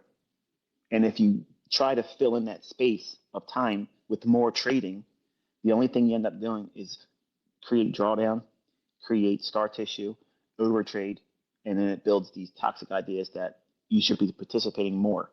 And then when you go into drawdown, you have to participate more because you got to correct that issue. That's what goes on in your mind. So I would suggest that you do those things and see where that leads you. Thank you very much. That was very helpful. Helpful. The most recent teachings regarding the 930 first percentage fair value gap and the quadrants and the octants, that is just a absolute game changer.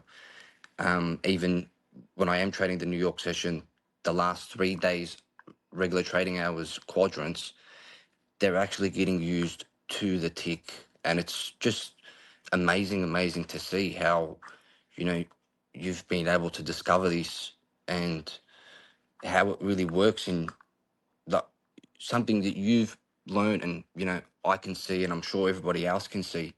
And I'm really confident it's only a matter of time before really all of us, really start to bloom, because it is very challenging at the moment. The past month, I think it's been very challenging for me. Maybe some other people can relate, just because of what's happening in office and stuff. But still, no excuse. Price is still moving algorithmically. There is more manual intervention, time distortion, and more high resisted liquidity runs than usual. But what's one of your best advice for someone who can make money but keeps giving it back due to overtrading? Don't make another trade after you profit for the day. Turn your computers off, do something else. Don't trade on Fridays if you're profitable. Can I add something real quick, Alex, just to your point? Sure thing, brother.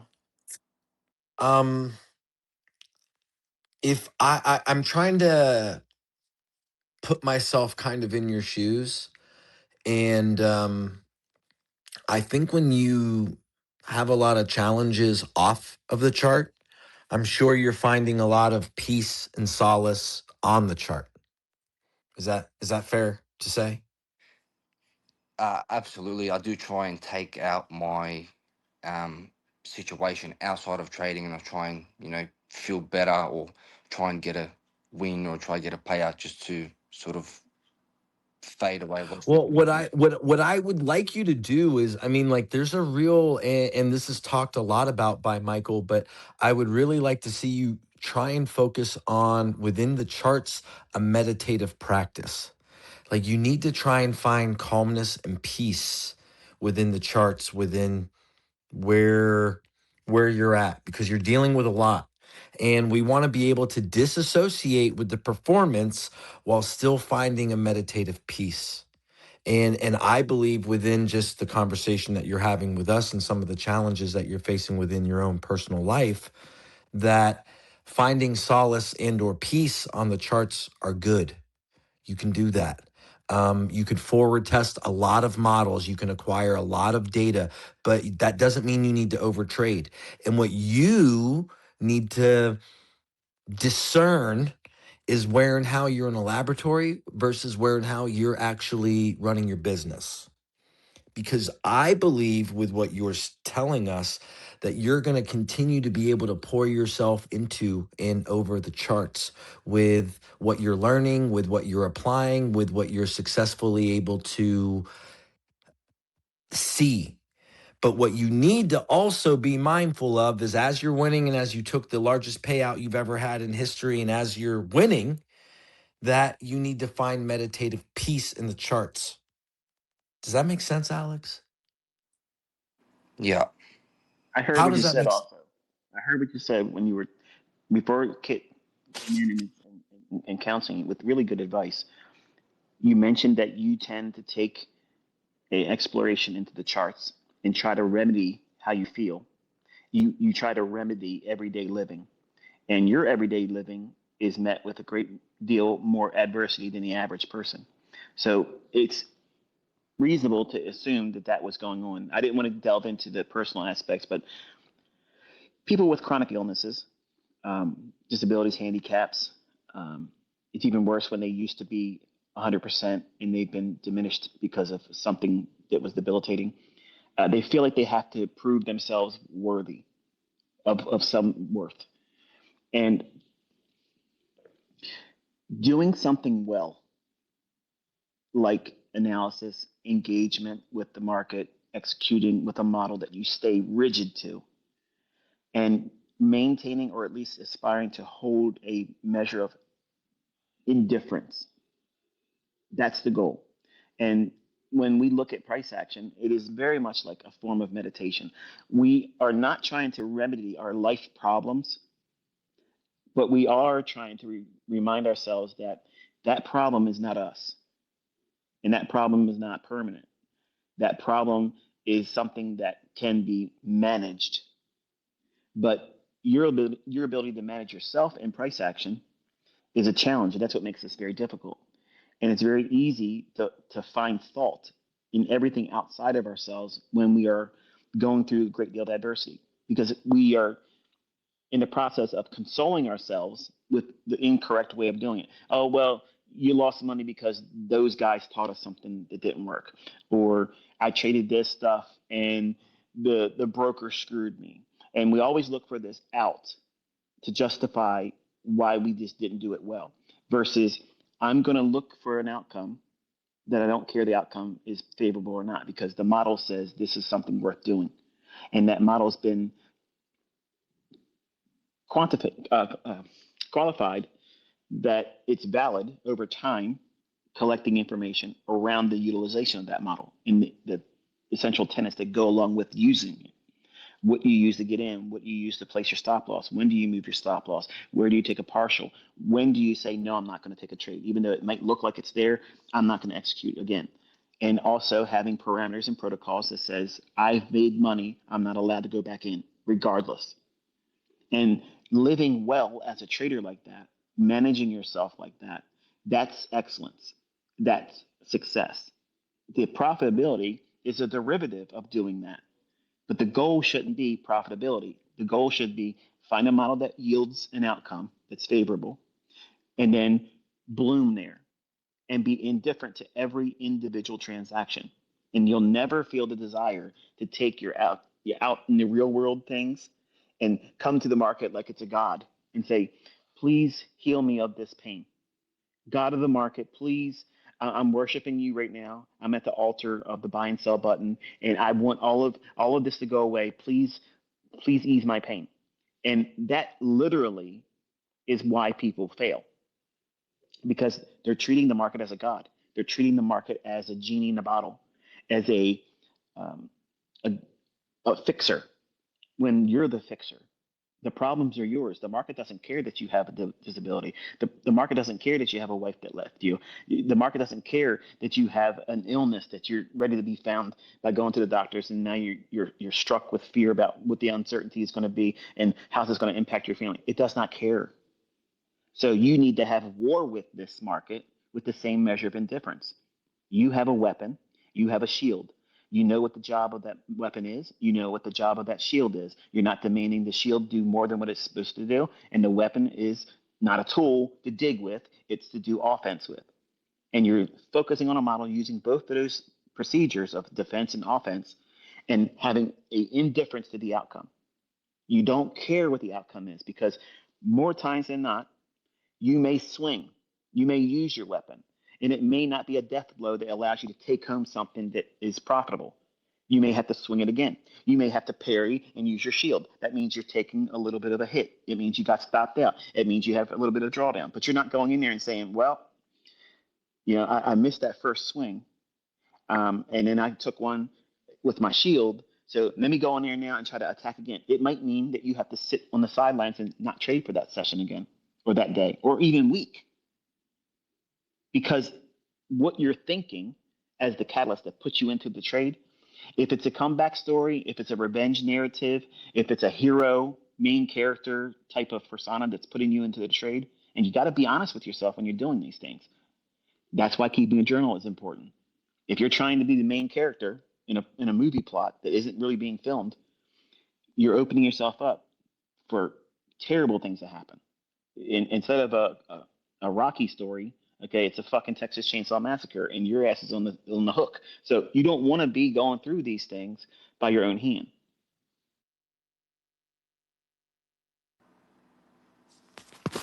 Thank you so much for that. I will definitely take that into reconsideration. That was very, very helpful. Just maybe one final question. Just another habit of mine that I have, and I tend to do a lot. As soon as I open up the charts, I'm automatically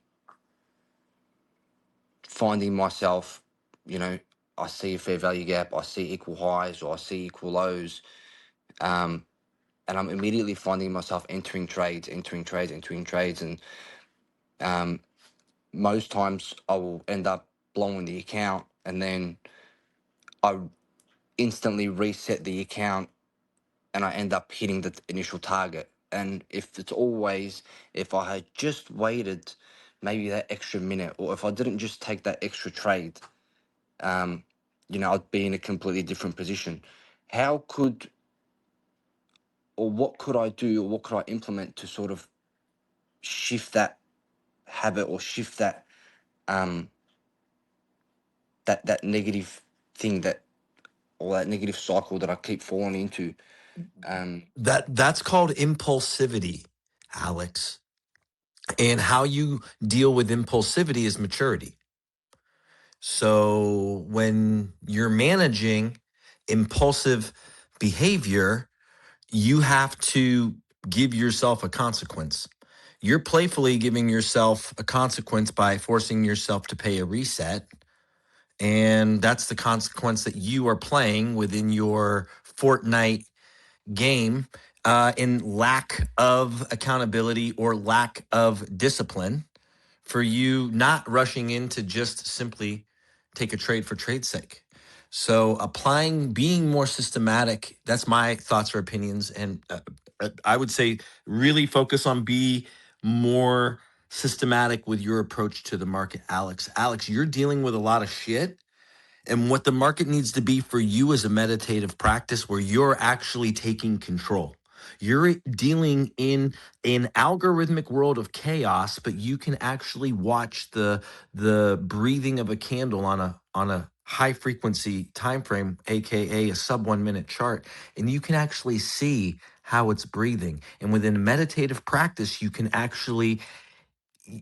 want to see where it's going. And the more you can disassociate with money, the more you can stop playing a game and actually come to the market and utilize the market and your knowledge as a way of getting in sync with your own intuition, as a way of maturely coming to terms with the challenges and difficulty that you face, because the market will provide. And you need to utilize the market and your capabilities of finding peace. And I mean that because your world and all of our world, we live in a fucking shitstorm. And you came to Trader Roundup talking very loudly about your shitstorm. And I respect that. We all kindly are in some form of shitstorm. Your shit sandwich definitely sucks, bro. I feel for you. I feel for the challenges that you have, and there's no way that I can even empathize with how difficult it is, your life. But what Do I you have can tell, children? Sorry, do you have children, Alex? No, I live with my mum and dad. Okay, if you had a child and this toddler kept doing something that would be endangering it, what would you do to the child? It doesn't know how to have a conversation with you. It's just finally got to the point where it can walk. But you're in the kitchen or another family member's cooking and the oven's hot, the stove's hot. It's a dangerous situation for someone that wouldn't know if the surface was touched, it would burn them. So this little toddler of yours, if you see it keep constantly walking into this area where there's danger, what would you do for the toddler?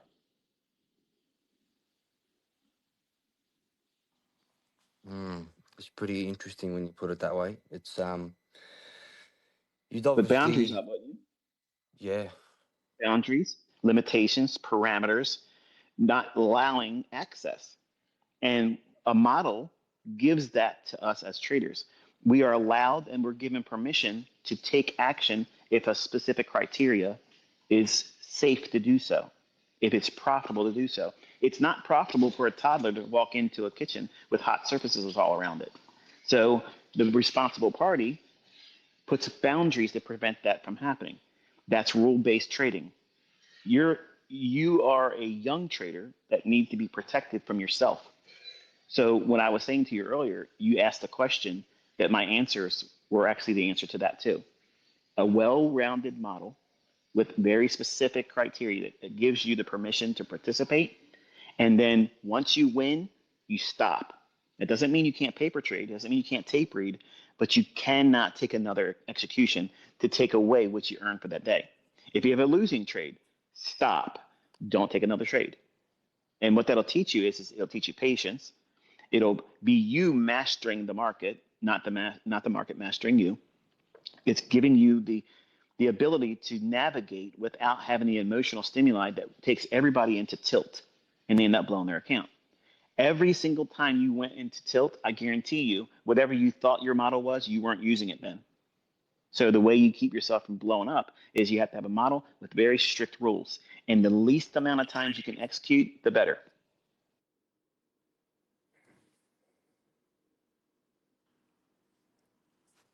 That was. I can't believe how much I needed to hear that. Thank you very much for that. And thank you for everything that you've done. God bless. You're welcome, Alex. I'll keep you in prayer, brother. Thank you. Have a good weekend. Thank you, brother. You too. You're in our prayers, Alex. MB, you're up next, bro.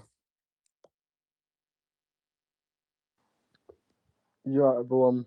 I'll do the protocol. I'm MB. I'm 17 from the UK. I've been trading ICT for about 2 years now. I prefer the model 2022 and I use inversion fair value gaps as well to target relative equal highs or lows. And yeah, literally what you was just talking about, the one trade for the day. Before I was constantly at least having 5 trades a day, and that would cause me to go down in profit. I'd have the first few trades win, and then I'd have a losing trade, and then because I had that losing trade, I'd want to make it all back. So I'd go and try and make it all back, but all of it would just I'd lose it all. So instead, I listened. I forgot what episode it was, but it was in a space, and he said you've got to take one trade a day. If you win, you win. If you lose, you lose. So you take that, and every day, no matter what you do, your eyes are going to have to pick the best trade that you can see, because you don't want to waste your one trade of the day. You want to keep that one trade and find a good setup for your model. So it doesn't also restrict you from losing as much money. It also makes you pick out the perfect trades to take. It makes you look for the better ones. But yeah, I also had a few questions for Michael as well after. If that's all right. Yeah, jump in, buddy. So this is from quite a while ago. So who in specific does Phil come in and take out? Is it like you, or is it another large group of people? It's not me, and it's someone that has a vested interest in causing disruption in the market. And that's as far as I'm going to go with that one. All right, definitely that was a good question. Also, do wicks act the same as gaps if you put like a quadrant level on it? And if say you've got a fair value gap shape, so you've got 3 candles, say bullish in a row, but the wick overlaps the candle, which would have made it a fair value gap. I've sent a few pictures in the chat, so if you don't understand, would that act the same as a fair value gap, like the wicks? Yes, we treat them the same way. Oh, okay, perfect. I think that's an implied fair value gap that even has a term. Kitt, do you know what episode that is? DM me and I'll send it to you, buddy. All right, perfect. Thank you. Also, I just want to say every single person that's come on here today has had an amazing convo. We have, It's this has been a amazing. really, I have to agree with you. And we are in the last few minutes here. So let's get to a point to where we can sign off. We got Juicy Trades here, good buddy of mine. He will be our last speaker and see if he's got any question. Where'd he go? Darn it. Who do we have here to be last? Well, Michael, we're in the last 5 minutes. I don't know if you have anything in closing you wanted to add with the market, or if we want to take one final question. If there's somebody that wants to ask a question, I'll close with after him or her, Okay. whatever. Yeah. Well, we already know. Hold on, real quick. I will say, holy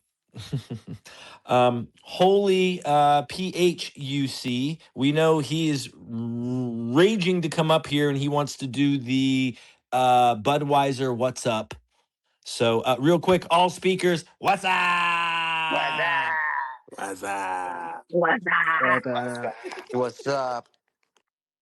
It's so great. I love that. I'm excited, and we are going to do that with more energy next time. So the "What's Up" will definitely be a thing. Holy fuck is the inspiration of that, and our generation is of that as well. So final question. MB had one last question. Young man, bring us. No, that was already Okay, my well then, question. okay, that's fine. SHC has one final question then. Cool, good deal. My bad.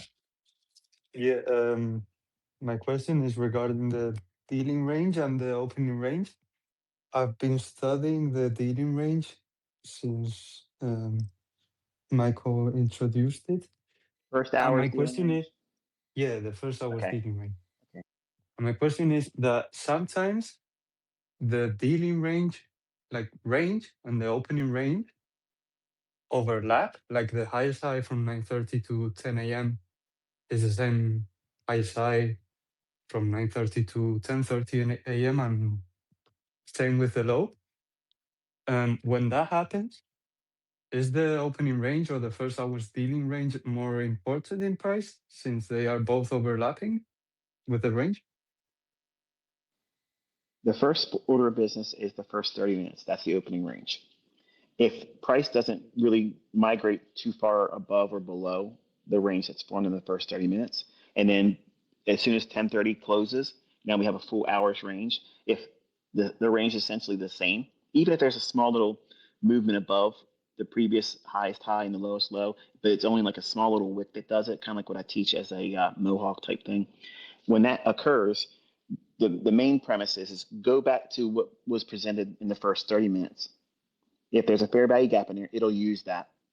If there isn't so much a fair value gap there, and there's no wick that could be treated as a gap as well in the first 30 minutes, then go into 10 o'clock, look for silver bullet. That fair value gap, the first one that forms there, or wick, okay, then that will be a catalyst for where the market's going to be driven off of that higher or lower. Okay, thank you. Quite welcome. Enjoy your weekend, buddy.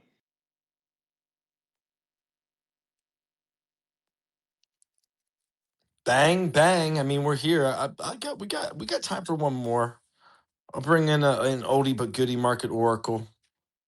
He's a good buddy, good friend to trade a roundup. If he connects, we'll see if he connects. Market Oracle, where'd you go, buddy? Come on in, Market Oracle. Market Oracle, come on in. Yeah, bro, come in. Question. Yes, thank you so much, Kit. Thank you so much, Kit. So I have a theory, Michael, one more theory. So we have been going higher highs for the days, and the market was in a hurry to clear all-time highs by Friday. So do you think we are gonna have a real interesting weekend where something might be happening over the Middle East that would cause the market to go into I to mean, what a go great question, but deep down gap or risk is really nosedive? hard to answer, right? I mean, Michael, your thoughts? Gap risk this week, taking all-time highs. They're going to be pounding their chest. America. Yeah, I was going to mention that before I closed. This is a scenario where if they've taken highs like they have, and we have a Friday, we could have a scenario where something terrible, literally unbelievable could happen. And I'm not trying to say that there is, because I don't know. But given what we've been seeing thus far, it would be perfect for them to leave the market at all-time highs on close today. Maybe even a little bit higher than it's already been. But then something terrible gets done over the weekend where nobody can do anything about it. And longs they're trapped. Once the close happens today at 5 o'clock, you have no chance to do anything until whatever we see happen on Sunday at the open.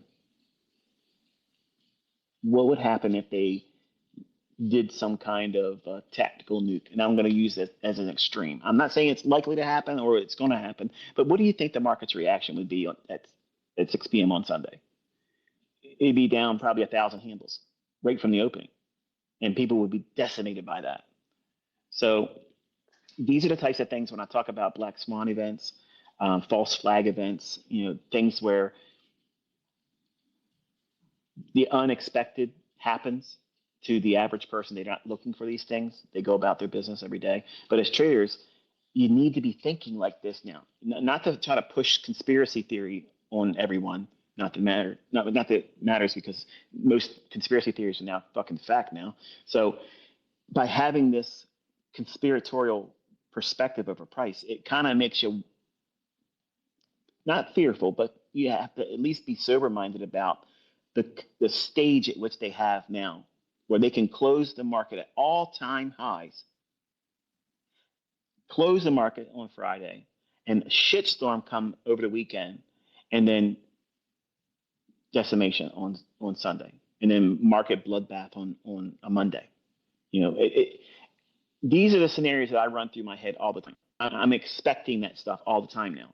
And it doesn't mean I'm paralyzed in fear and I can't take trades. It just means that I'm expecting it. So when it happens, should it happen, I won't go back to where I was when I was 20 and have anxiety attacks and be fearful of trading. It's something I anticipated. It's something I expected to see. So therefore, it's not going to cause me to go like a turtle in its shell and then hide.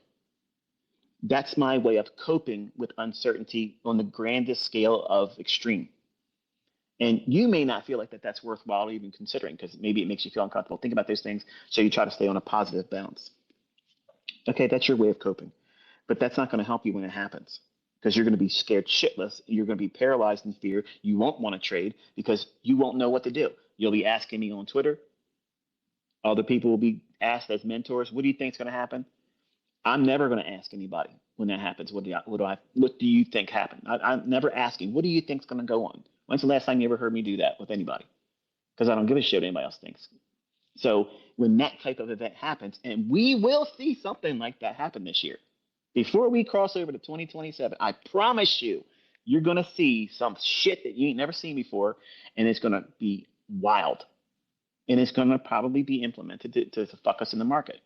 And it's going to be a weekend event. That's when they do it. They do it all the time like that, because you can't do shit about it.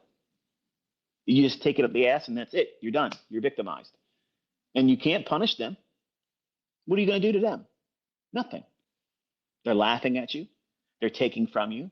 The greatest wealth transfer is happening right now in front of all of you. And you can't do shit to stop it. So don't worry about it. Expect it. That way you're not surprised and shocked by it. Everybody else is going to lose their fucking mind. Everybody is going to lose their mind when shit like that happens. But you as a trader, you're indifferent to it. It doesn't mean you can't be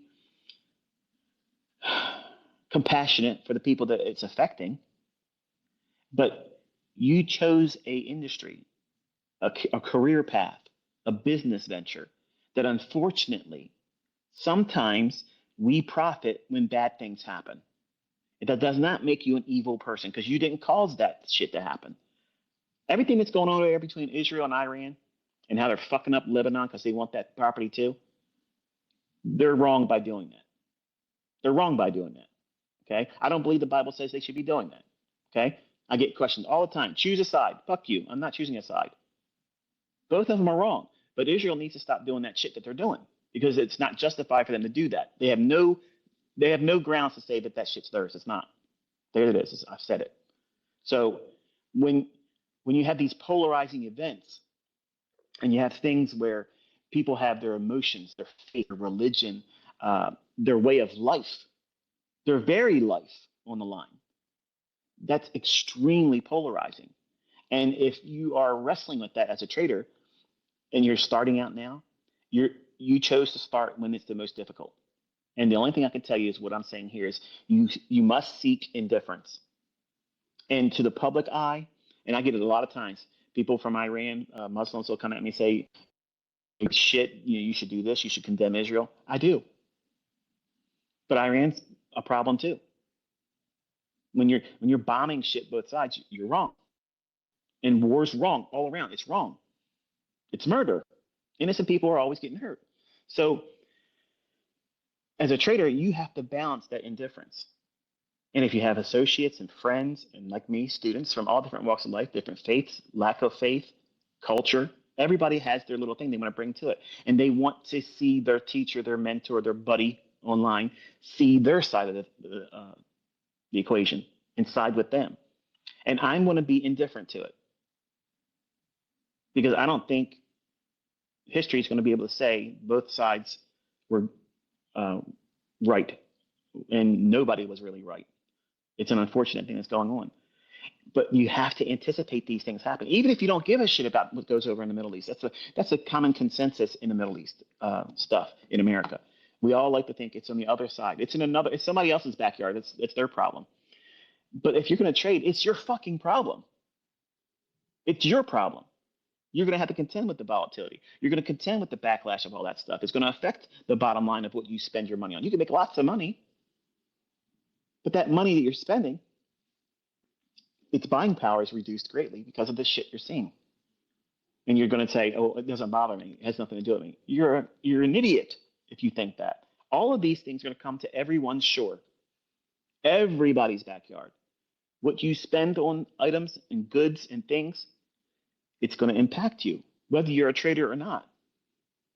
So, yes, I think to myself a scenario where having them at all-time highs on a Friday with all the shit that's going on, okay, it would be perfect to see that be the catalyst for a market meltdown. Am I calling for a crash? No. I'm content now. I will say this. I'm neutral. And I'll talk about this if I get a chance to do a review this night or tonight. If I can't, I'll do it tomorrow morning or whatever. But I'm neutral now. I have no targets. I have nothing to go on right now. I want to see how we settle, and then I want to see how we open up on Sunday. And then I'll watch how we work towards Monday's opening at 9:30. And then at that time, then I will build out an idea. But right now, I'm unplugged. I don't have an interest in seeing it go higher or lower because I don't care. My targets have been met. It's been met. So I'm satisfied. I'm satiated right now. I'm not looking for, okay, what's next? You got that right. Okay, did that. Now what's next? I'm indifferent. I don't care what the market does right now. I don't care what it's going to do when it opens up. So when we talk about what we're supposed to be doing and what we're aiming for as a trader, obviously the profits are a derivative of doing something correct and staying within a model that yields that type of result. But your goal really is to be indifferent to the outcome in every aspect. And that's a very hard thing to communicate because in the beginning, you think making money is the success, when that's just one default response to you doing what is correct. Managing yourself, managing risk, managing your equity, and not over leveraging, not over trading, not trading outside your model, not tinkering with your model, not going into it with the emotional stimuli that your life brings to you. And you come to the altar of the markets and say, God of open, high, low, and close, bless me. Because that's a dumb God that doesn't exist. But you end up creating a religion within yourself. And it's a faith-based methodology of you thinking that you're in connection with this deity that is the open, high, low, and closed God, and it doesn't exist. And you fool yourself into thinking that that's the transaction and the ebb and flow that you should have as a trader, and that's not it. That's not it. Knowing what you're looking for, knowing what is not valid, what's real jade, what's a real setup, what's a real setup in your model. If it's not telling you that that's what that is, why are you trading? You're not doing what you're supposed to be doing. And you have to have those boundaries in place because a toddler left to its own decisions, it doesn't have the idea of consequence yet. It doesn't have a punishment capacity understood yet. It doesn't know that. That's why babies love being thrown up in the air in the beginning because they love that feeling of, woo, it feels good. But the first time they fall over and bump their head, now they're going to be scared every time that happens. And only daddy or mommy can make them feel comfortable if they're tossing them up in the air because they trust this being does this for them and they never let them fall. So they can enjoy it. But anybody else says, here, jump into my arms, they're not going to jump. Why? Because that doesn't fit the fucking model. The model says this is unsafe. And you got to go back to simplistic things. Where is the catalyst for you to get in? What are the protocols that say I can't be a part of this? And by aiming for indifference in all aspects, you will master yourself, you'll master money, you'll master the market because of your model only allowing you to do that cookie cutter shark punch into it, and that's all you're expecting to take from it. You're not going to try to get the weekly high. You're not trying to get into the low and get out the high. You're not going to do those things. You just want a piece in the middle and be content with that. And when you have a trade and you lose, stop. Tape read. That will fix your desire to feel like you got to go back in there and do something. If you do it wrong again, you didn't lose more money. If you win again, that rewards you with, see, your model's not broken. It's still there. You just didn't capitalize that on that time. And it teaches you not to think about every transaction as the last trade of your career. And if you live like that as a trader, over time, time builds all of that foundation and you'll be much stronger in for it. Hope you're had a wonderful week with me. Enjoy your weekend. Be safe. And Lord willing, I'll be back again on Monday and we'll do it all over again. Have a great one, everybody. This is Trader Roundup. Thank you, Michael. Friday, post ICT live stream, April 17th. Have a great one, everybody. See you at Trader Roundup, 3 o'clock. Take care, Kitt. Have a great one. Thank you for the opportunity.